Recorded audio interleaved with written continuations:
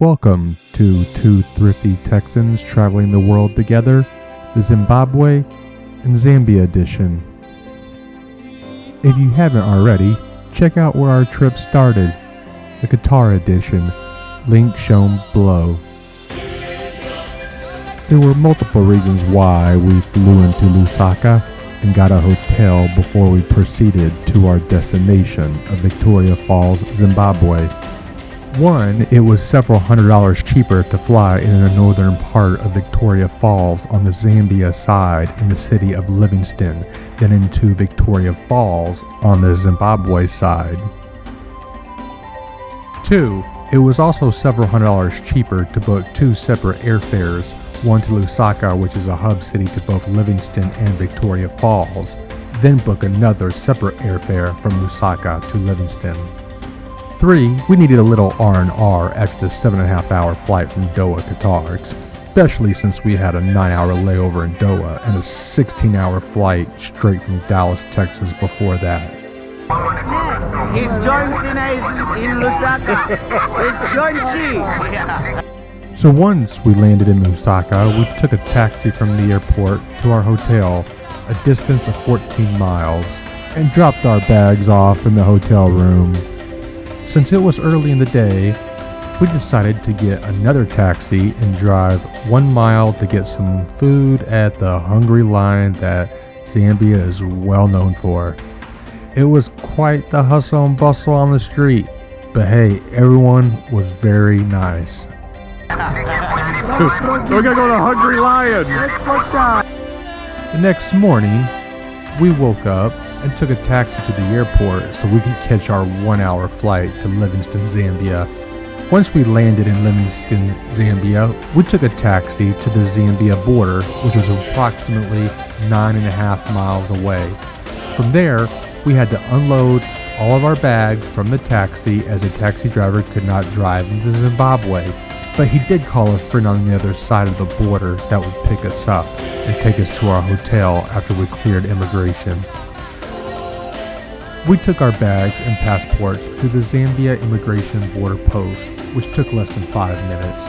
From there, we exited immigration with the exit stamps in our passport and walked outside where a nice gentleman by the name of Arnold was waiting for us. From there, Arnold took us across the international bridge that is the border between Zambia and Zimbabwe, as you will see.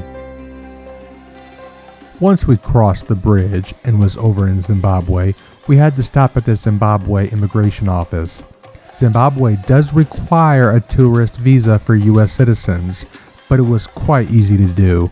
There were two options. Option 1, go with the 30-day single entry visa, which cost $30, or go with the 45-day double entry visa for $45.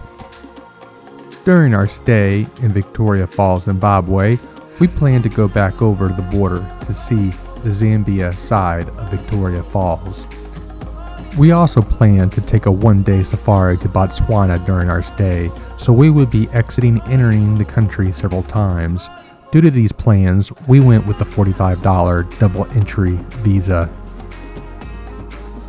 After paying for our Zimbabwe visa, Arnold, our driver, was waiting for us outside.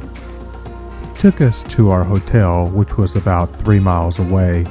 We checked into our hotel, and then Arnold took us to a local travel agency in which we booked a 1-day safari to Chobe National Park in Botswana, along with booking a river cruise on the Zambezi.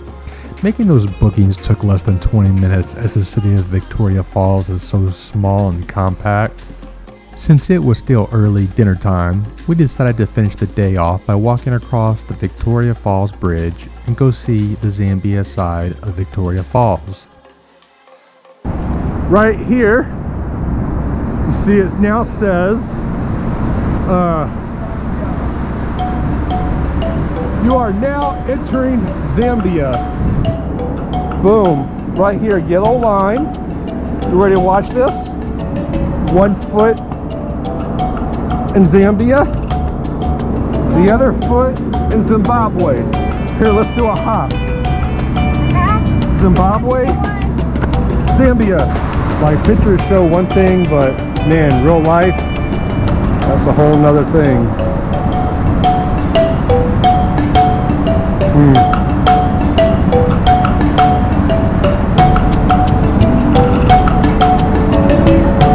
Hey, can you imagine you can bungee jump straight down there?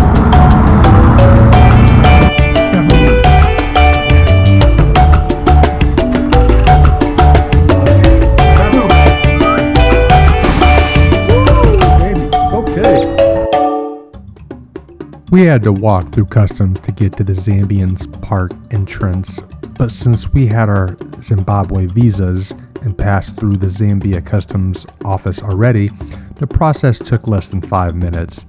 The Zambia side of the falls is a must-see while you're on that side of the world, but it is a general consensus that the Zimbabwe side of Victoria Falls is the better side.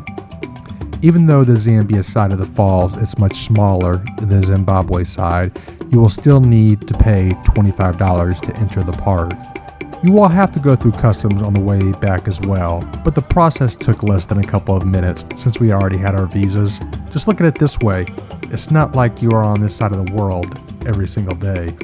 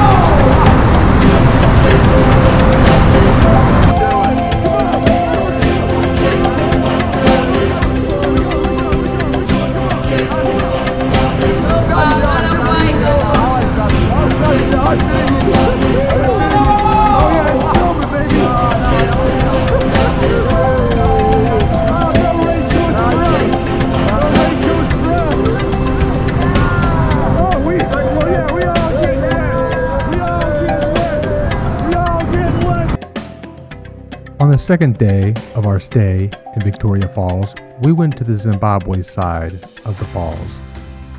The entrance fee is a hefty $50, but coming from someone who has been to over 60 countries on 5 different continents, what you will see is beyond indescribable in its beauty. There are 16 different vantage points on the Zimbabwe side. By far, point number 8, in my opinion, and the general consensus, is the most stunning as it overlooks the main falls.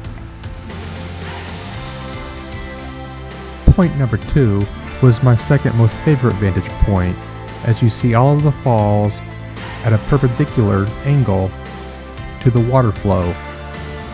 I recommend starting at a vantage point number 1 and walking down to vantage point number 16, because you will get quite wet at vantage point 14 and 15. And when I say wet, I mean like you just stepped out of a pool with all your clothes on wet.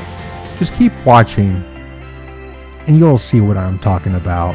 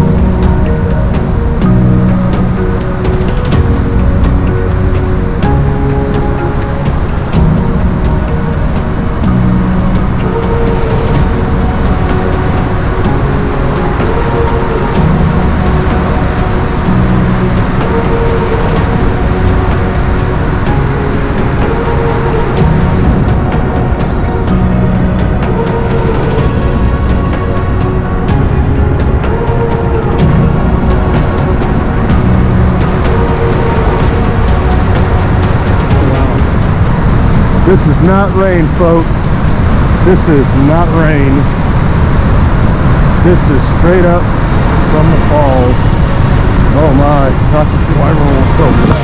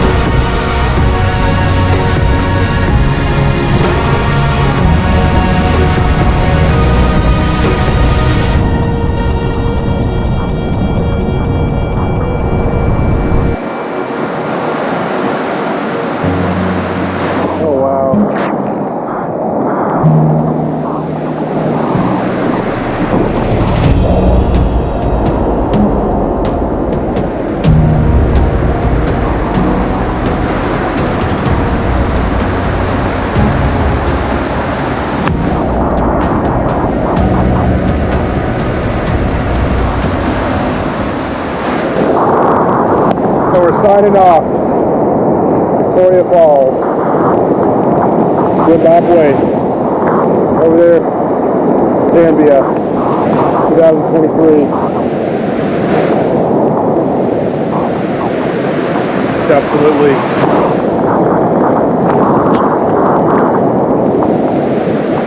amazing. Magnificent.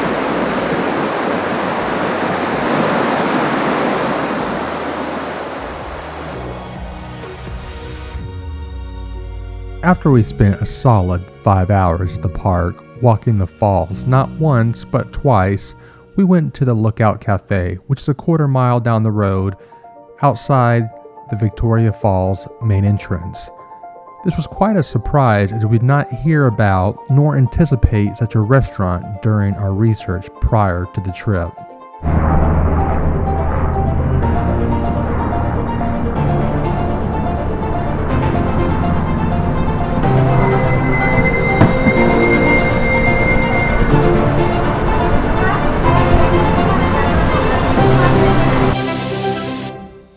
Millions of years of erosion have caused that river to go down in elevation like that. Really, millions of years ago, the river was, about where we are standing at right now. The sides get eroded, come down, gets washed downstream, and it just becomes bigger and bigger, just like the Grand Canyon. About a mile from the Lookout Café is the old historic Victoria Hotel. It too has a similar viewpoint of Victoria Falls as the Lookout Café, but it is still worth a quick trip.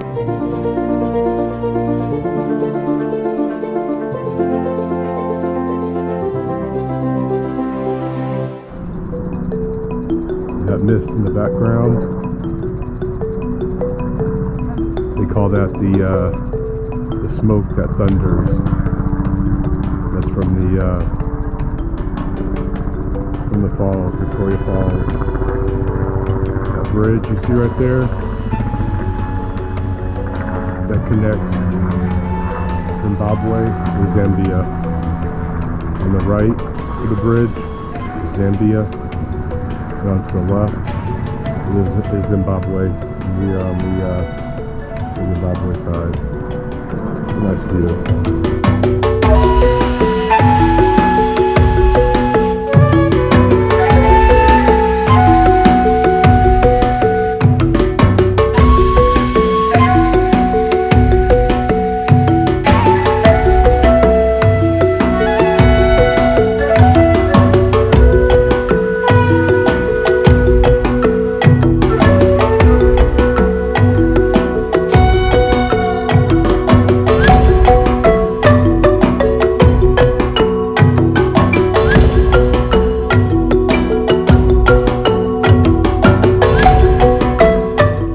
After 3 full days exploring Victoria Falls and 1 full day on a safari through Chobe National Park in Botswana, it was time for us to move to our next destination, and that being Walvis Bay, Namibia.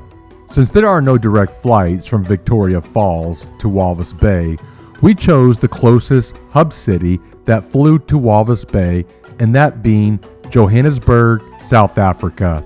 We opted for a 3-day layover in Johannesburg since the accommodations are so inexpensive, and we took that time to relax and recoup from the previous week of grueling non-stop travel. If you would like more information about the details of this trip, check out the links below, and please stay tuned for our next adventure in Namibia. And if you enjoyed or found this content helpful, please subscribe and hit that like button.